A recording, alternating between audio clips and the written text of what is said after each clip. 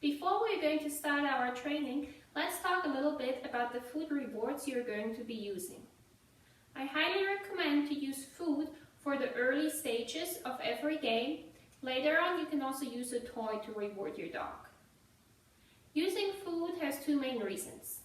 The first one is that when using food, you can easily reward your dog every 3 seconds, making for 20 rewards or even more per minute. That facilitates really rapid learning for your dog and builds a reinforcement history quickly. If you were to use a tug toy, for example, to reinforce your dog's actions, the sole action of tugging probably takes 15 to 20 seconds for your dog to be perceived as complete and rewarding. That means you could only reward your dog 3 or 4 times per minute. The second reason is that dogs often refuse to play but are still able to take food rewards if they are a little bit anxious, a little bit excited, stressed in a new situation, if there's distractions around, and so on. So generally, unless you have a very toy-driven dog or you have done a lot of toy games, food will be a reward that is more universally accepted by dogs than toys. So, for the beginning stages of every game, use food rewards, and then later on you can transition to toy rewards if your dog likes those. Now, what kind of food rewards should you be using?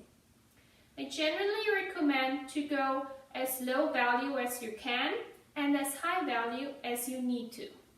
And your dog will tell you what exactly that is. If you have a very food-driven dog, like for example Fusion, my Red Merle Border Collie, you can go as low as using kibble. This means that your dog is still enthusiastic working for kibble, even though this is not the greatest treat in your toolbox. He does not wander off, he does not refuse to repeat exercises, he does not seem bored, he does not hesitate before eating, he does not chew very slowly, and so on. If you're using kibble for these very food-motivated dogs, then you still have a lot in your pocket if the distractions get more, if your dog's stress level might rise, if he gets more excited, and so on. If you have a dog that is not very food-driven at all, like my little Chinese Crescent Party, you want to already start with a little bit higher food reward.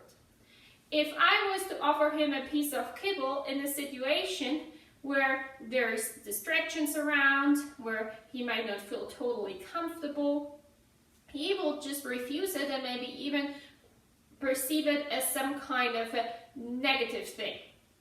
So we never want our dog to be turned off, to look at us with a mixture of disgust and irritation when we offer them a piece of food. If you do that, then you know it is too low value and you have to use a higher value.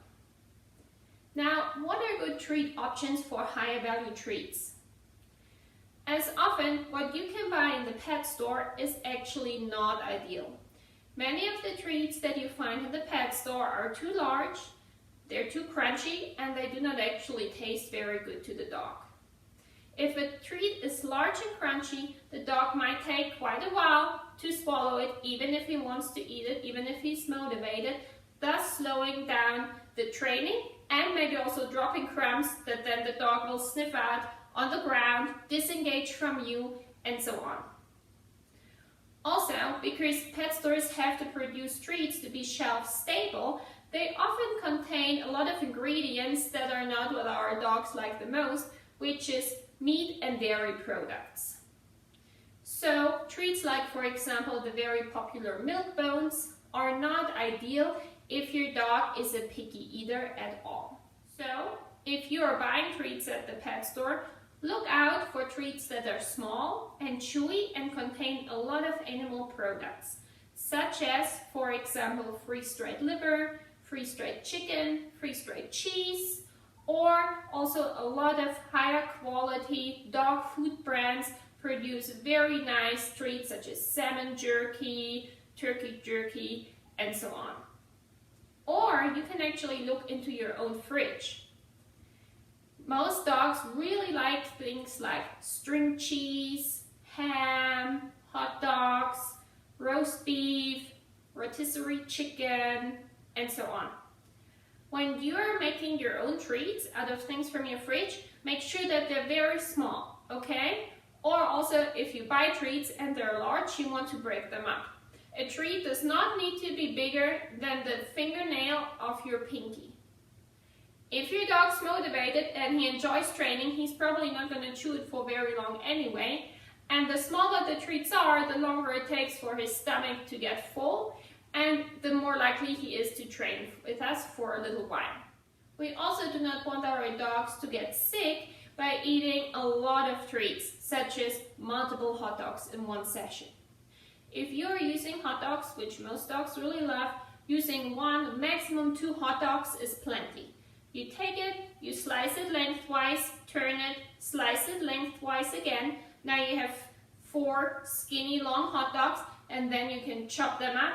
You can get 100 plus treats this way out of a single hot dog.